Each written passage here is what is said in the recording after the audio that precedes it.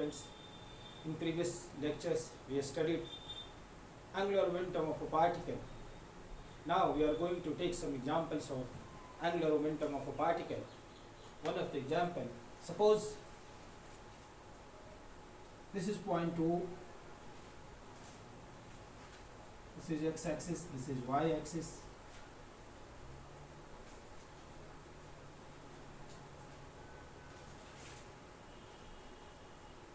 A particle is moving along x-axis with velocity v, I. If this line of velocity intersects y-axis at 0 v, mass of the particle is m, mass of particle. We want to find out angular momentum of this particle. Well, we have to decide whether the angular momentum of the particle will change with time or position or not. Okay, we can write down, suppose that after any time t, particle is here and its position vector with respect to this point O will be given as r. I am taking r1 here.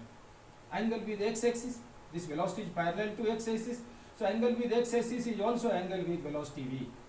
Angle between r and v is equal to angle between r and axis x, because v is parallel to x-axis. Suppose that is at any time t1 theta 1.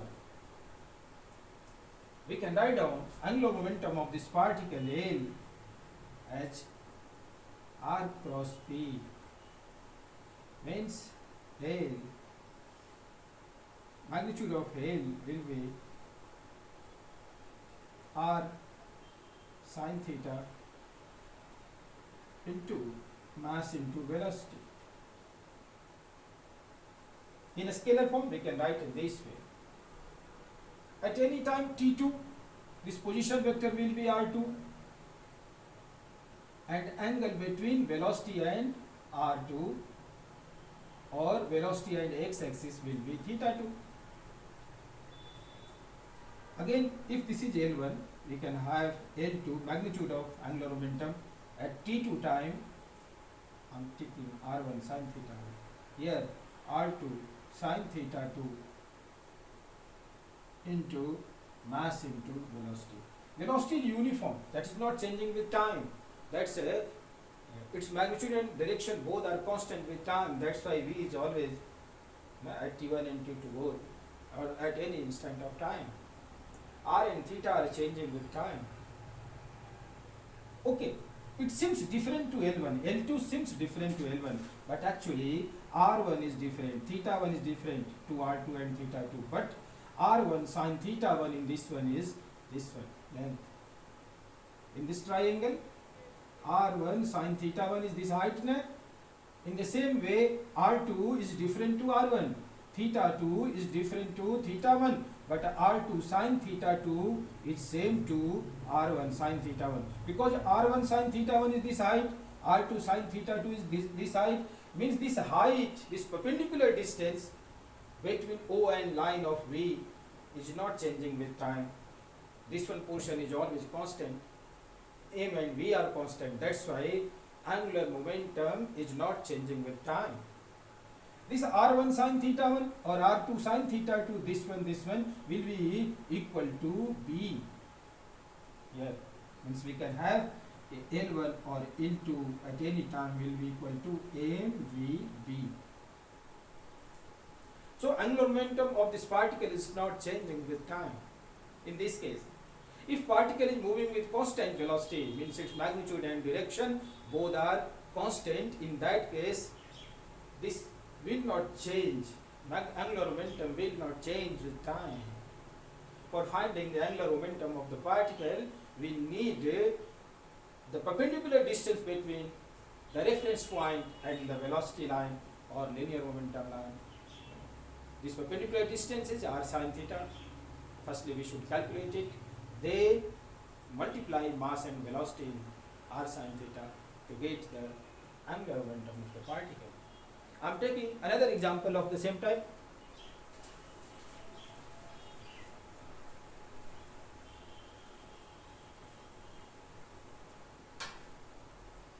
Suppose that is reference axis system, x, y, that is O, origin. About this O, we want to find out the angular momentum of a particle, and particle is moving in this way.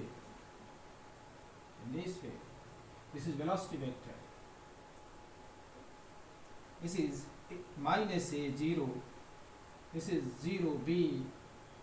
Mass of the particle is m, and velocity is v in this way. Along this line, particle is moving. In this case, this line is at a perpendicular distance this way. We should draw perpendicular from reference point, means origin, to velocity vector this way. Certainly, this might be any quantity, suppose c. That's equals to r perpendicular.